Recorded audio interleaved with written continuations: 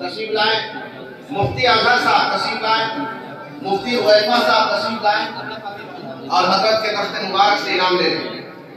और भी बाकी हजरात जो तशरीफ का मुफ्ती हुज़ैफा साहब कासमी तशरीफ लाए, मालूम नहीं मेरा इनाम है कि नहीं। कारी इरशाद साहब, हजरत मौलाना कारी मोहम्मद इरशाद साहब कासमी, ये अगर से दरगाह से पढ़ाते हैं अल्हम्दुलिल्लाह, दारुल देवबंद इन्होंने अव्वल से दौरे तक तालीम हासिल की, इसलिए इनको भी मकबूल का सेट दिया जाए।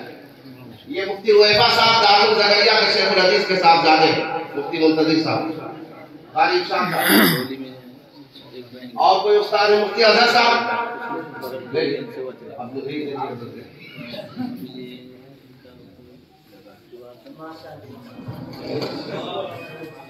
मैं हुफ़ाज़ इकराम से दरख्वास्त करूंगा अपना अपना इनाम लेके जाएं, बेल की शक्ल में है, इसमें बेहश्ती जेवर है, कपड़ा है, सनद भी है इसी में।